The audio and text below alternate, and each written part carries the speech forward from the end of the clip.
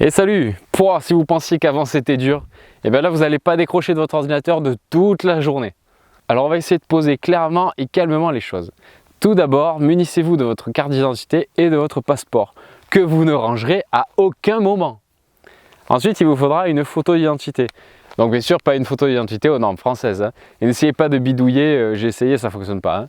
Donc il vous faudra une photo d'identité aux normes américaines. Donc qu'est-ce que c'est? En fait, c'est simplement une photo carrée de 5 cm par 5 cm avec une norme tête-buste bien précise. Donc le mieux encore, ça reste d'aller voir un photographe et de lui expliquer ce que vous voulez. En général, ils ont l'habitude, hein, ils connaissent. Hein. En plus de ça, les particularités de photo d'identité comme ça ne touche pas que les États-Unis. J'avais entendu dire que l'Inde aussi avait des particularités bien précises. Donc vous allez voir le photographe. Par contre, vous n'oubliez pas de lui demander une photo d'identité au format numérique. Donc en 600 par 600 minimum et maximum 1200 par 1200. C'est le format en fait qu'on vous demandera d'uploader sur le formulaire en ligne de l'ambassade. Ensuite, vous avez normalement dû recevoir votre DS 2019. Alors si ce n'est pas le cas et que c'est pour une prétention à un visa, vous pouvez arrêter direct la vidéo parce qu'il vous manquera des informations.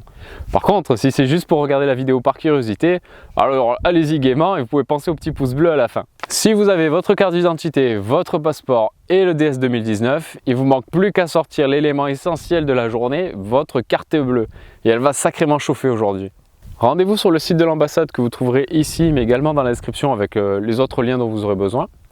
Uploadez votre photo et cliquez sur Start an Application. Ici, on va créer le formulaire DS 160. Une fois votre pays sélectionné et votre photo uploadée, vous allez avoir une page avec un code vous identifiant. Alors moi, je vous recommande de faire une capture d'écran et de sauvegarder ce code. On ne sait jamais.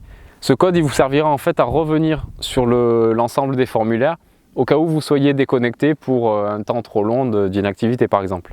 Vous allez ensuite tomber sur une suite de QCM absolument interminable, mais prenez bien le temps de tout remplir. Si vous avez des doutes sur certaines questions, utilisez Google Traduction.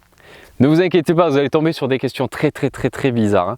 Du genre, étiez-vous dans une université américaine le 22 novembre 1966 et l'avez-vous quitté sans payer vos frais de scolarité?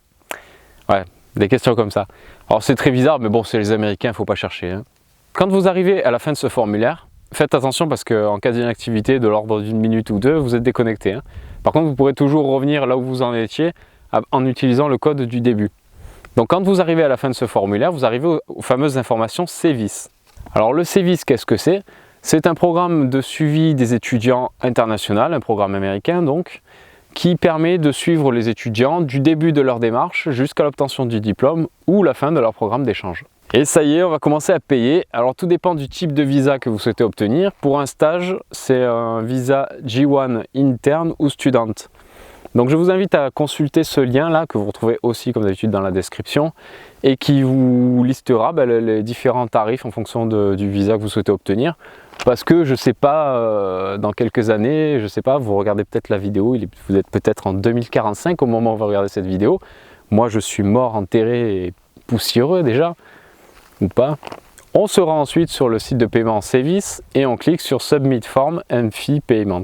Retournez à présent sur le formulaire DS 160 et complétez les dernières informations qui vous manquaient à propos du CEVIS. À plusieurs reprises, des informations sur votre DS 2019 peuvent vous être demandées, donc conservez-le bien sous la main. Vous avez votre reçu CEVIS, vous avez votre DS 160, il vous manque plus que le rendez-vous à l'ambassade. J'ai envie de dire hurry up, parce que l'été c'est vraiment la course. Hein. Donc vous allez sur le site de l'ambassade et alors là je vous laisse apprécier le magnifique design de ce site internet. Punaise, ça fait du bien. Après le IMIT, le site internet de l'ambassade, le site du CEVIS, enfin un site joli et bien conçu. Là, après avoir créé votre compte, vous aurez à vous acquitter de la somme de 152 € qui correspond aux frais de dossier et aux frais d'envoi Chronopost de votre visa avant de pouvoir débloquer un rendez-vous avec l'ambassade.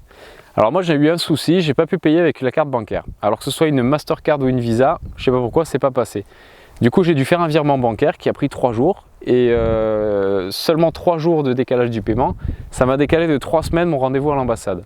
Alors j'espère vraiment que vous n'aurez pas ce problème là parce que si vous dépassez par un virement bancaire, ben, c'est un peu embêtant quoi. Surtout l'été, ça décale énormément le rendez-vous à l'ambassade. Donc après qu'il soit loin votre rendez-vous, c'est pas le problème. Le problème c'est que s'il est loin et qu'il vous manque un papier le jour de l'ambassade, vous êtes cuit quoi.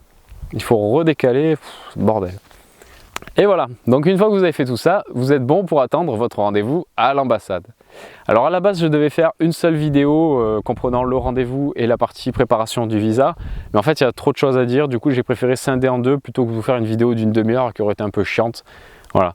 Donc vous aurez la prochaine vidéo, ce sera une visa 2 en fait, hein, tout simplement. Voilà. Donc bon courage pour vos préparatifs et je vous dis à la prochaine.